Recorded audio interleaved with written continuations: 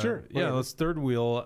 So this is a new Star Tribune, KSTP, I think NPR News. They all combined to do a poll in Minnesota. What's interesting about this is it's the only other major poll that's been done other than KSTP Survey USA, which, if you guys remember the story from earlier this month, KSTP found that Kamala's lead in Minnesota got cut in half after adding Walz on the ticket. So it showed a flat 5-point lead. Let's pull this up, Dawson. This is a Star Tribune article. It says Harris leads Trump in close presidential race.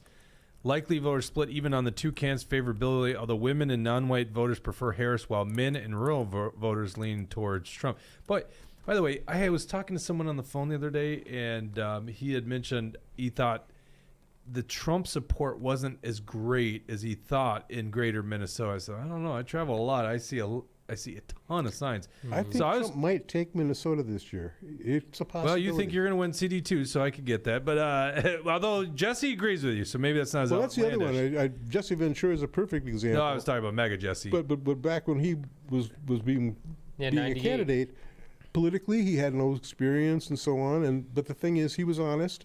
He put up his points, and some of those points I disagreed with. But he was honest about what he was doing.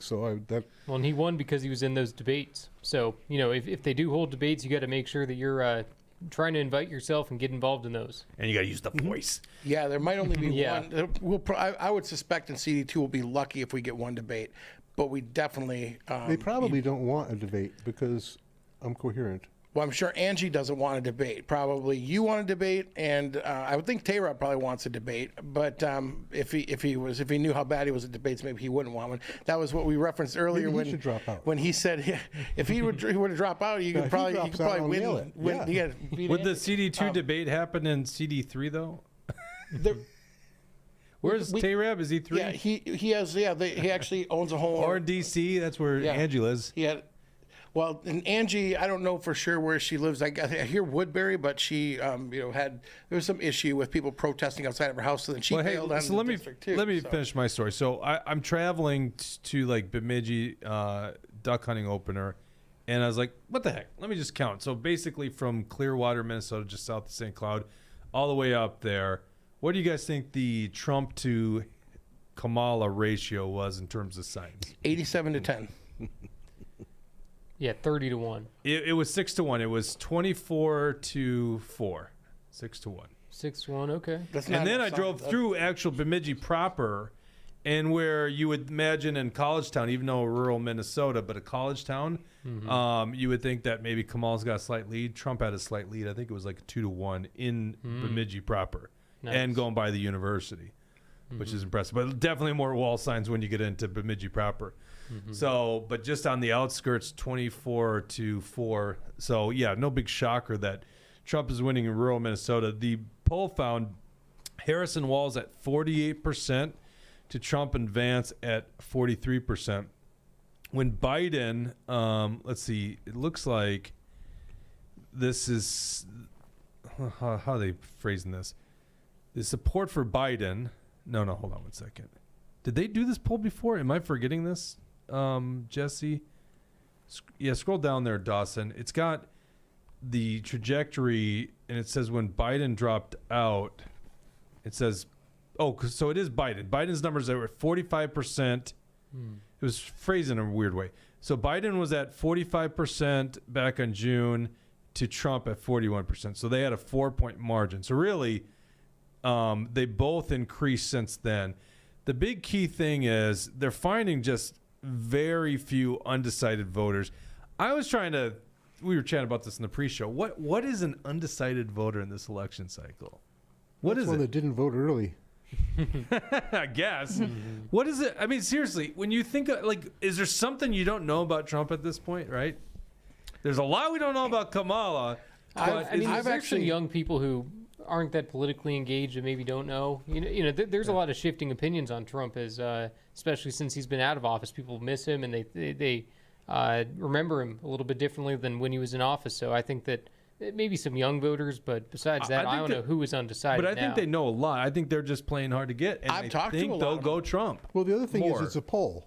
And on a poll, I don't really care to even give them an answer. I mean, there's a lot of people who just don't care to be on the polls. I have an answer. I mean, I've talked to a bunch of these people. So knocking doors for the Minnesota House, talking for a Minnesota House candidate. And some of these people, a lot of them are Democrats, independents or Democrats and self-identified. Say, I was a bus driver and city bus driver in the union for 19 years. Or I was a carpet layer for 30 years. And I've always voted Democrat.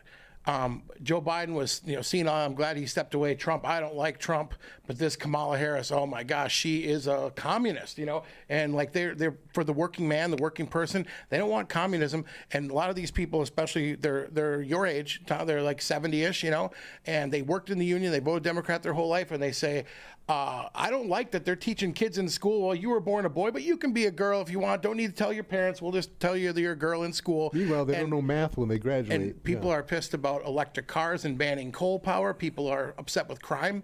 Just right over in Minneapolis, 10 miles from where I live, just in Minneapolis, I'm in Inver Grove, catalytic converters are getting cut off. People are getting, carjacked at gunpoint. And the Democrats are very soft on crime, and then they say, well, we don't want that coming here. We're 10 miles away from this stuff right now. I don't want that in Inver Grove.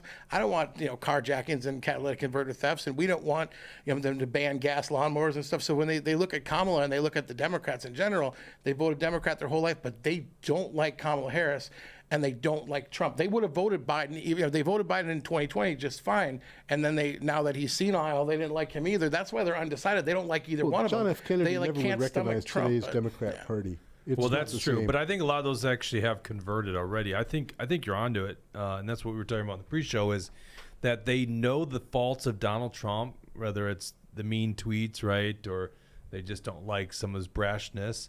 On policy, they probably don't dislike him too much, but maybe there's some issues. Maybe it's abortion. They attribute to him to overturning over Roe v. Wade. They want to kill babies at 6 weeks. Although they're probably against, 9-month abortions, right? But that's what I think the case is they see what they would consider the faults of Donald Trump, but they don't see the great highlights of the Democrat Party. So then the big question is, and this is why I think this is the case for Trump. I'm not going to say Trump's going to win Minnesota. I don't believe that's the case. I think he'll lose Minnesota, okay? But I think it'll be close.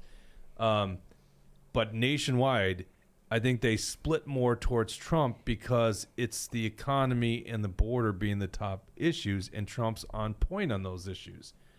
Like he lost the debate to Kamala. She got him off his rockers on those issues. I'm like, he is doing so good messaging, especially on the border, which is a monumental issue. By the way, new polls, I think it was New York Times Siena polls, showing Trump with a good lead in Arizona, which is pretty huge.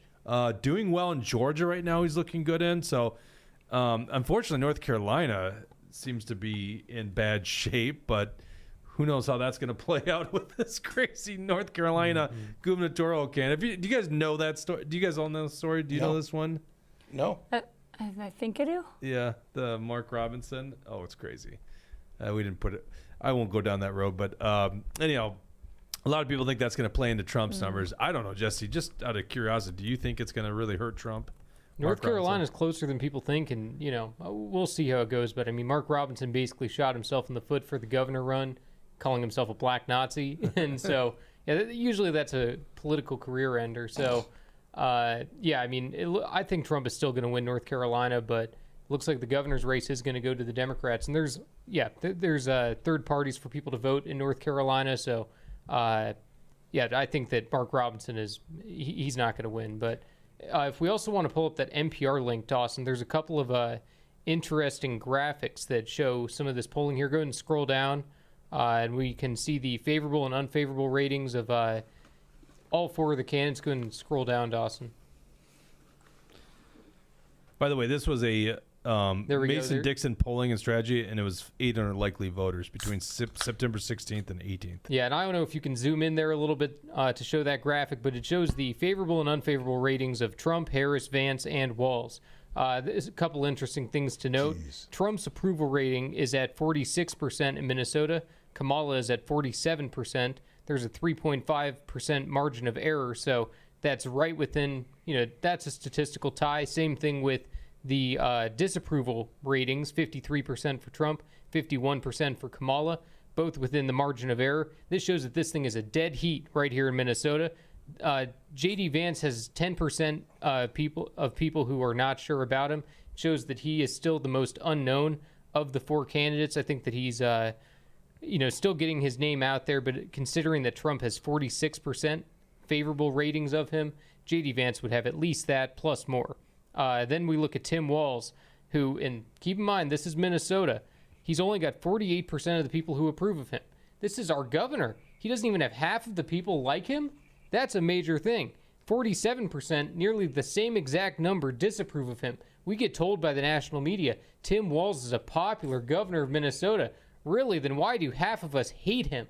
And maybe even more than half, because he barely won half the votes for his last governor campaign. That was against Scott Jensen, who wasn't that great of a candidate anyway. Go ahead and scroll down to the next graphic there, Dawson, because we can see on specific issues what the approval rating is for Tim Walz. What is with hold on? What is making people lose their toes for crying out loud? Yeah. Right.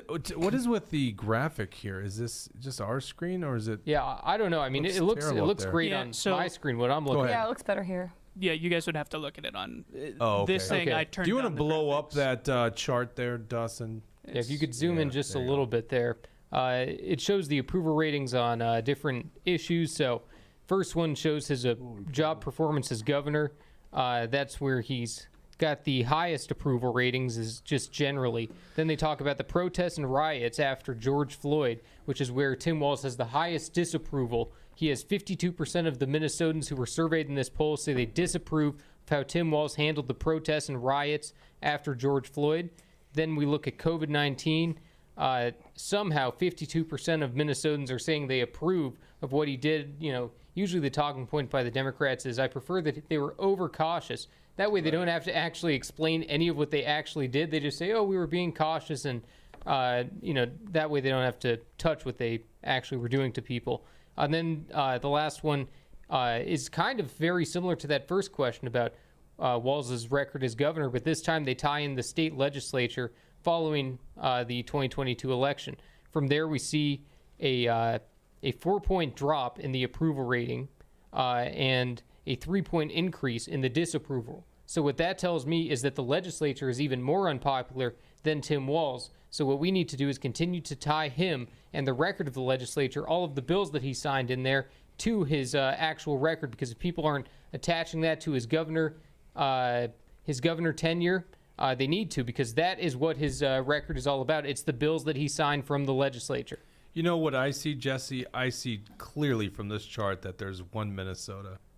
Yeah, exactly. No, it shows half the people can't stand Tim Walz. And yet we're somehow told that he's a popular governor. And They're he full of it. keeps telling us it's one Minnesota, Right. like as if anyone really believes that. There's two. It's so unbelievable. All right, let's go to the next.